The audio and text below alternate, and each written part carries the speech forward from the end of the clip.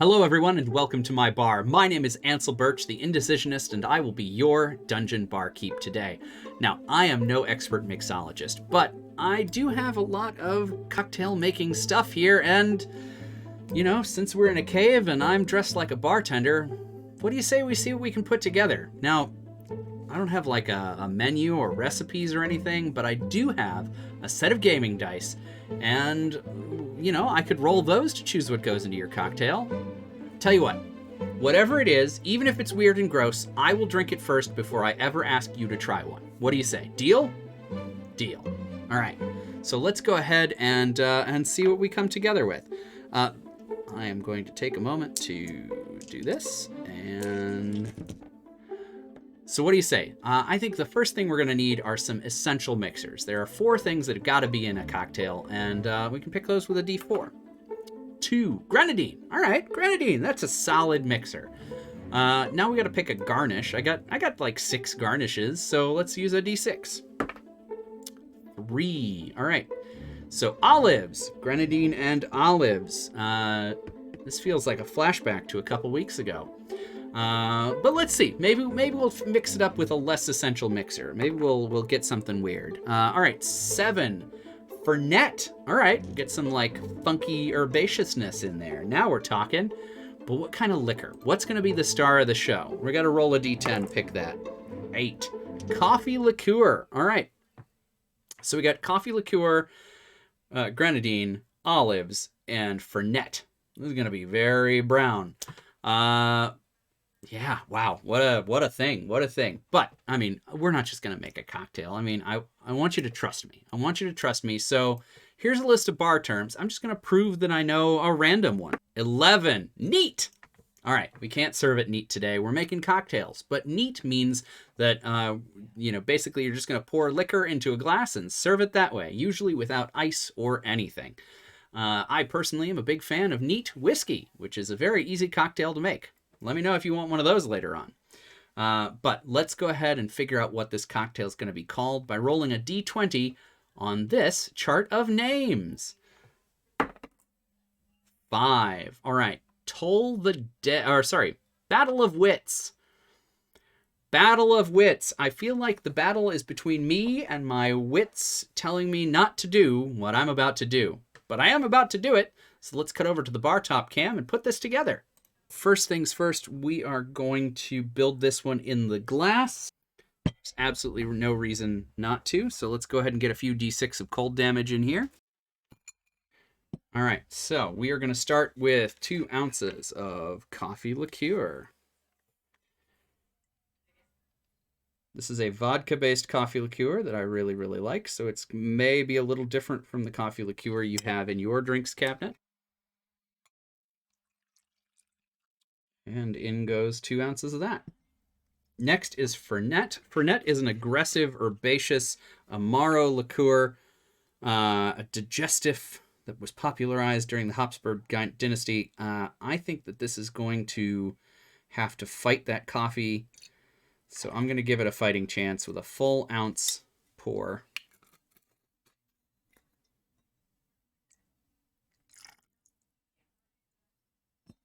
Now, what I don't want to fight is this Grenadine, so I'm going to do a half ounce of Grenadine. That's going to add a sweet sort of berry note of pomegranate.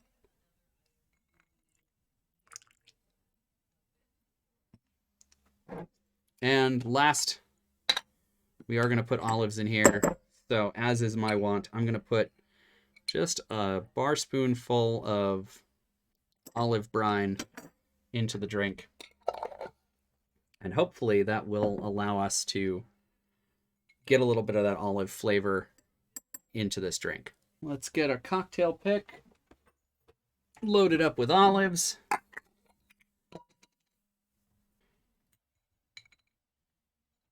And there we are. So how does it taste?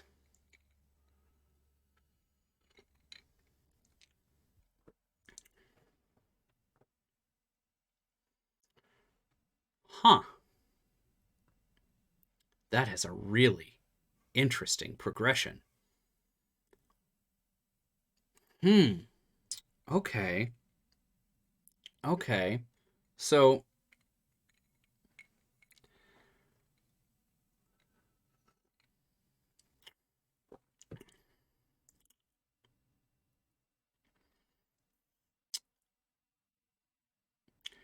I feel like this is going to live up to its name because it's confusing. It is a battle of wits in a glass. It's the first thing you taste is the Fernet. The Fernet, despite the fact that it's fighting against Grenadine and coffee liqueur, the Fernet is still the first thing hits you in the face. But it's brief. It just it gives you that like herbaceous hit, that like parsley and nettles and like green brown basil-y sort of thing. It hits you with that whack right at the top, and then the coffee like follows right in. It's just so quick that you kind of have to like, oh, there's Fernet in here, and then coffee takes over. And the coffee is informed by that sweet like berry note of the pomegranate.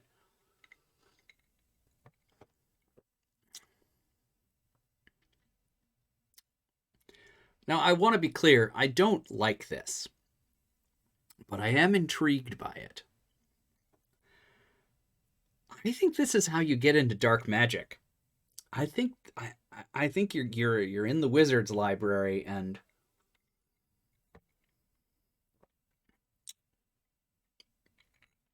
you see a book that you probably shouldn't read, but you're like, nah, I'm kind of bored with this other book I'm reading. So you open it up and you go, oh, although this makes me feel a little icky. This is about, raising the dead, or, for nefarious reasons, and,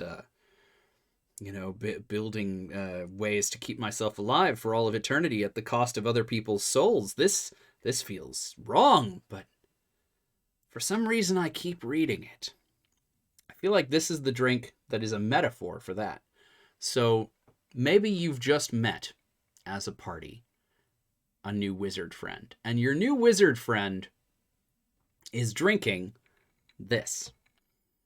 And somehow the metaphor of the cocktail becomes part of the scene. You're aware that he's drinking this famously weird, difficult to understand, mentally challenging, kind of uncomfortable drink. And he's talking about why he's drinking this cocktail and how it sort of feeds into how he's feeling about the research that he's doing. And maybe that's what guides your characters into having a greater conversation with that wizard. Is like, okay, he's clearly going through some stuff. And when wizards are going through some stuff, people die. So maybe we should check in on that guy.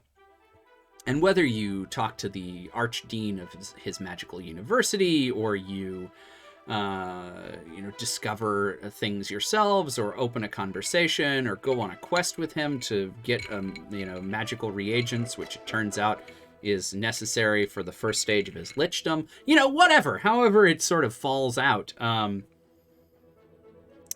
think this is the drink that sends you towards dark, unspoken magics, best left untouched.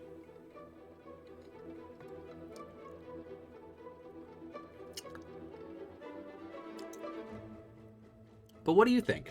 Are you going to try it? Let me know in the comments. Like, comment, subscribe, all the things YouTubers tell you to do. And until next time, drink adventurously.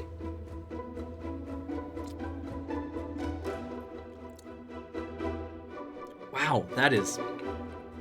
Huh. This is a real thing that's happening in my body right now.